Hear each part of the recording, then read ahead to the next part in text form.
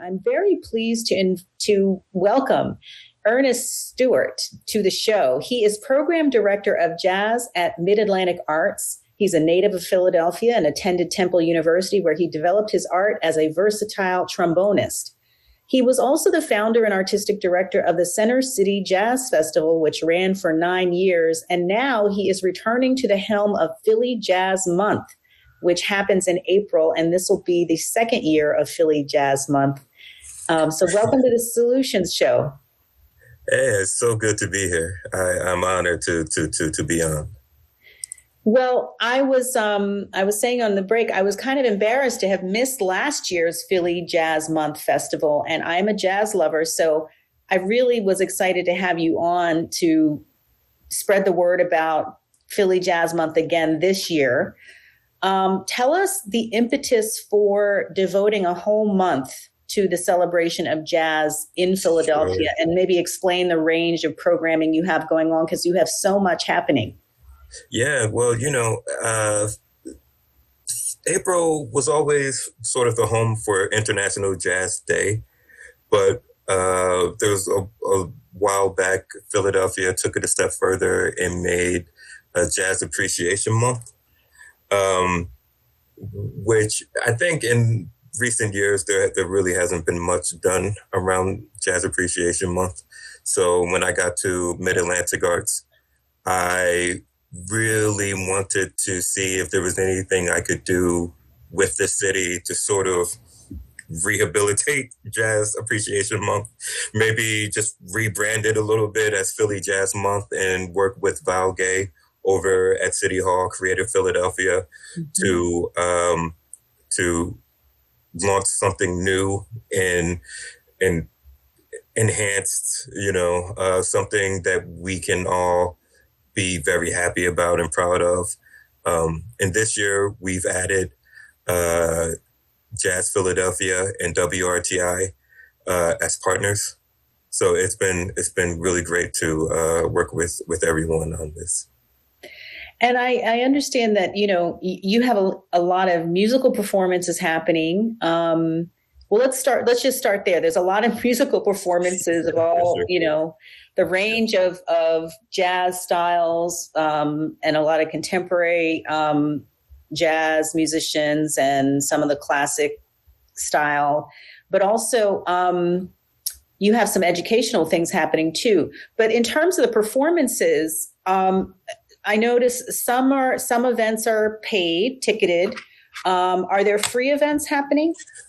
Of course, one of the things that I am particularly proud of this year is that we have several events taking place in small parks around the city, like Pretzel Park out in Manioc. And there's the rail yard in Center City, or Rittenhouse, I guess that would technically be. But even in Love Park or in Dilworth, there's things happening. So it's really cool that there's accessible shows. Yeah, that's wonderful. So people can just stroll up to an outdoor space, and even out in Northeast Philly, there's things happening, and it's happening all around the city, and it is truly a mix of free and paid ticketed shows. So tell us a little bit about you. I saw the Philadelphia School District is also involved this year. Talk about some of the educational stuff you have happening as a part of the festival this month. Yeah, for sure. We were fortunate last year to bring on Pico as a sponsor for our educational events. And what we've been able to do is offer workshops and performances in the public schools. We send teaching artists into the schools to give workshops for the young jazz musicians and musicians in the public schools. And, they get to work with artists who are out there, making a living playing music. And, these artists have taken a lot from our city, and they're passing on that knowledge of the music to the younger generation. And that's been, beautiful to participate in, to observe, and to hopefully keep perpetuating further into the future. Yeah, we have to educate the next generation to carry it forth. Absolutely. And I would say that it's not just about jazz, but it's about Philadelphia's place, Philadelphia's cultural heritage, our city's history, and the arts is amazing. Like what we've been able to contribute to the canon of music, of American music, is incredible. And I think that all Philadelphians should walk around knowing that, and they should wear that proudly. Mm-hmm. Yeah, I was reading about just the history, like all of the groundbreaking musicians that made Philadelphia their home. There was a lot of people fleeing the South and stopping in Philadelphia as their, destination to flee the terror of the South, the racial terror of the South. And they made Philadelphia their home and expressed themselves and their experiences and the culture through music, leaving such an imprint here. So, For sure. Coltrane, of course, is probably maybe the most well-known. Gillespie. Yep.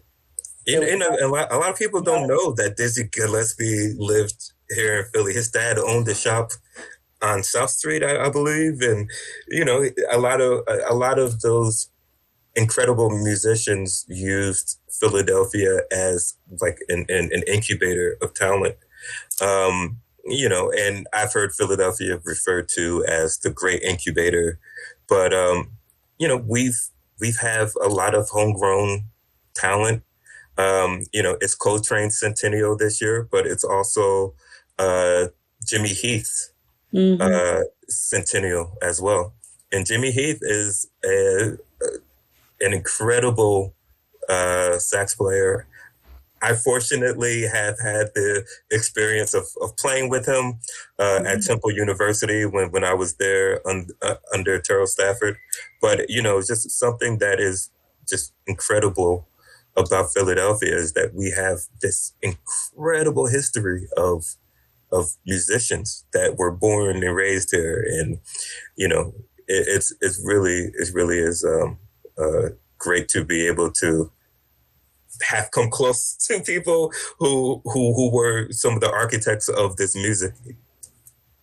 Well, yes. I mean, say more about that, because as a young musician who's learning or who's in, forming your own musical practice, what is it like to be able to perform with or learn from some of these greats like a Jimmy Heath?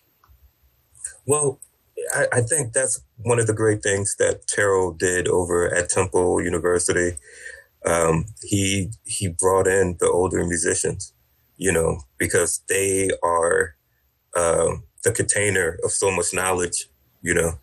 I say often, or I talk often about this African proverb that says, when you lose an elder, you lose a library.